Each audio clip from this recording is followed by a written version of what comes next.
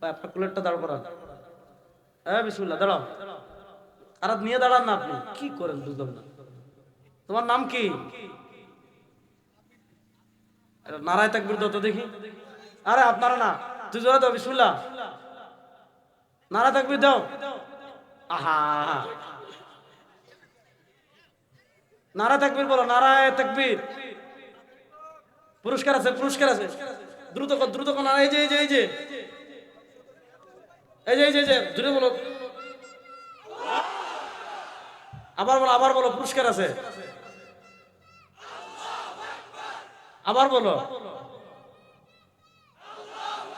আসেন এদিকে আসেন, আপনার পুরস্কার নিয়ে যান। এটা আবার বুঝতেছে, দৌড়াই আসতেছে। আসেন আসেন, দ্রুত আসেন। বাপ নিয়ে, হ্যাঁ না, বাপরে নিয়ে আসেন। হ্যাঁ হ্যাঁ, আসেন। হ্যাঁ বুঝছি বুঝছি, আসেন। দেন দেন, এটা আমার পক্ষ থেকে আজকে জলসার আপনার হাত দিয়া। হ্যাঁ বুঝছি, দেন। গেদার নাম, গেদুর নাম কি ট্যাবলেটের? হ্যাঁ, তোমার নাম কি? তোমার বয়স কত? দাঁড়ান, বয়স কত? 20, 50? বলে সুবহানাল্লাহ, 100 বছর খাইছে রে একেবারে। তাহলে তো তোর বাপে তোর মেয়ে দেখতে হইব খুব দ্রুত। কত বছর হয়েছে? 6 বছর, মাশাআল্লাহ। এই যে এরকম গেদা আছে না যাদের, আপনি যদি মাদ্রাসায় দিতে না চাচ্ছেন, তুমি যাইও না, ভয় পাইও না, দাঁড়াও। আপনি স্কুলে দিতে চাচ্ছেন, 1 বছর পরে দেন। এর বয়স 5 বছর যখন, আপনি 6 বছর স্কুলে দেন, একটা বছর নুরানিতে দেন, একটা বছর মুক্তবে দেন, একটা বছর হিফজখানায় দেন। ইসলামটা শিক্ষক, কোরআনটা শিক্ষক, দিনটা শিক্ষক, ইমানটা শিক্ষক, এরপরে স্কুলে দেন, সমস্যা নাই।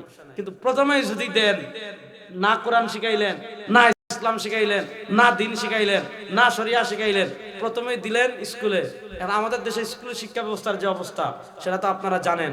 এজন্য বাচ্চাদেরকে স্কুলে দিলে 1 বছর পরে দিবেন, অন্তত 1 বছরের জন্য হলো নুরানি হিফজখানা মক্তব যেখানে যা আছে। এই যে আমাদের মাদ্রাসা রায়বাজার হিফজুল উলুম মাদ্রাসা নুরানি আছে না নাই? আছে। দিবেন তো সবাই নুরানিতে ইনশাআল্লাহ। অনেকে টাকা কালেকশন করে, টাকার চেয়ে বড় হলো বাচ্চা। আমাদের, আমি সব সময় বলি, এই যে ওয়াজ মাহফিল আছে না, আমাদের সদর সপ্তাহ বসেন, আমাদের সদর সপ্তাহ পুলারে নিয়ে আসতে, আপনার ঘরে ছোট বাচ্চা আছে, ওয়াজে নিয়ে আসবেন, টুপি পরাই আওয়াজে নিয়ে আসবেন। এই সংস্কৃতির সাথে পরিচয় হওয়ার দরকার আছে না নাই? জুমার দিন নামাজ পড়তে যাচ্ছেন, বাচ্চাটাকে সাথে করে নিয়ে যান। আমাদের দেশে একদল মুরব্বী আছে, ওরে বাপ রে বাপ, সারা সপ্তাহ জুমার নামাজে আসে না। জুমার নামাজে যায়, পিছনে বাচ্চারা একটু নড়াচড়া করলে, ইমাম সাহেব আসসালামু আলাইকুম রহমতুল্লাহ, আসসালামু আলাইকুম রহমতুল্লাহ, ইমাম সাহেব সালাম ফিরানোর আগে ওনার ইখলাসে, ওই কার পোলারে কেটে নিয়ে আসলো রে, নামাজ নষ্ট করে দিতেছে।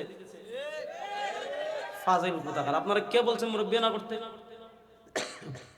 আপনি নামাজ পড়ছেন মসজিদে, পিছনে যদি দেখেন বাচ্চারা একটু নড়াচড়া করতেছে, একটু নড়াচড়া করতেছে, তাহলে আপনি নিশ্চিত থাকবেন যে আপনার আগামী প্রজন্ম মসজিদে এসে নামাজ পড়বে। আর আপনি মসজিদে নামাজ পড়তেছেন, পিছনে গুরুস্থান, বাচ্চা নাই, তাহলে আপনি বুঝবেন আপনি ইন্তেকালের পর আপনার পরবর্তী প্রজন্ম মসজিদেই আসবে না। এজন্য মসজিদে চকলেট রাখবেন, যে বাচ্চারা নামাজে আসবেন চকলেট দিব। মসজিদের সামনে দুলনা একটা লাগাই দিবেন, যে দুলনা চড়ার জন্য যে বাচ্চারা যেন মসজিদে আসে।